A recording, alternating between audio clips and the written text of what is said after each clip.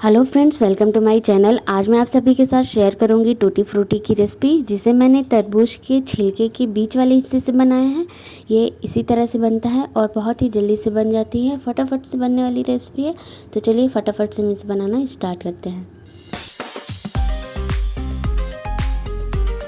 यहाँ पे मैंने तरबूज को कट कर लिया है। वैसे तरबूज बहुत ही फ़ायदेमंद है और गर्मियों के मौसम में ये ठंडा ठंडा फ्रिज में रख के खाने में बहुत ही अच्छा लगता है।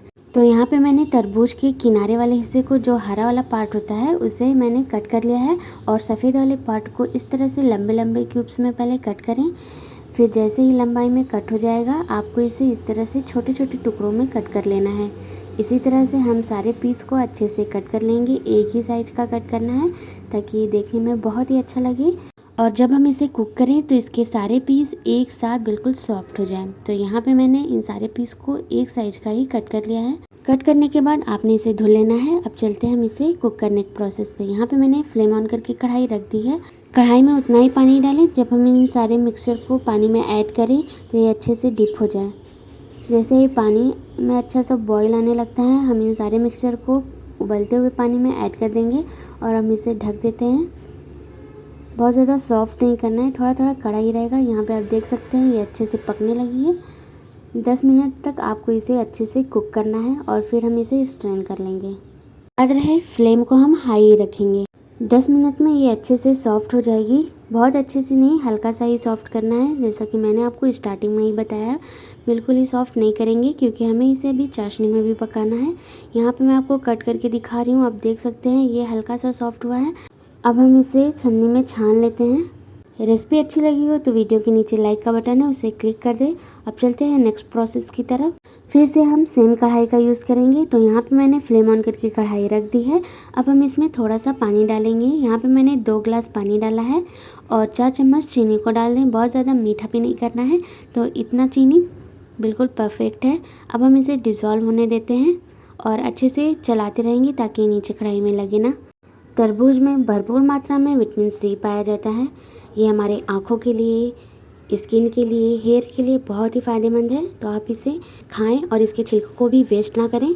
उसका भी यूज़ हम इसे टूटी फ्रूटी में कर लेंगे। जैसे ही चाशनी में एक उबाल आता है, कटे हुए वाटरमेलन पील क्यूब्स को चाशनी में ऐड कर देंगे और इसे अच्छे से स्टर करते हुए 15 से 20 मिनट तक हम इसे मीडियम फ्लेम पे अच्छे से कुक करेंगे। अभी तक मैंने सारे प्रोसेस ही हाई फ्लेम पे किए हैं। जैसे ही हम इसे चाशनी में ऐड करेंगे, फ्लेम को मीडियम करेंगे, इसे अच्छे से कुक होने देंगे ताकि ये बहुत ही अच्छी तरह से सॉफ्ट हो जाए।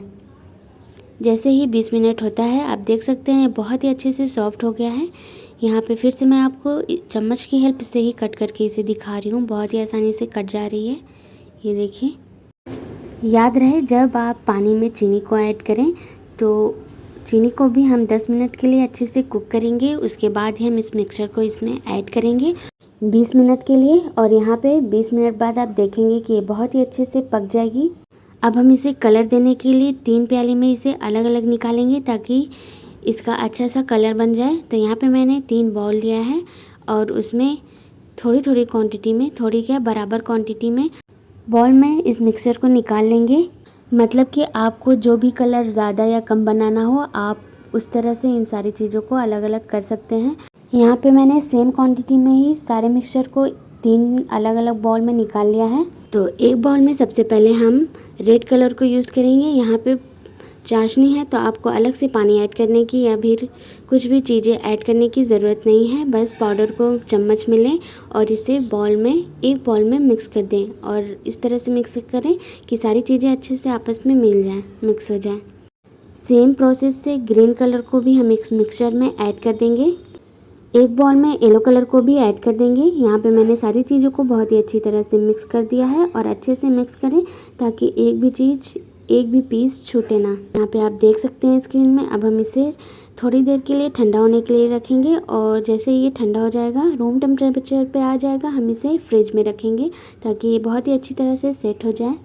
फ्रिज में रखने के बाद जैसे इसमें अच्छा सा कलर आ जाता है, हम इसे एक छन्नी में छान लेंगे। एक एक पीस को अलग करके रखेंगे और आपको इसे धूप में नहीं ड्राई करना है, पंखे की हवा में अच्छे से ड्राई करना है। और आप देख सकते हैं कि यहाँ पे हमारी टूटी फ्रूटी बन के तैयार हो गई है।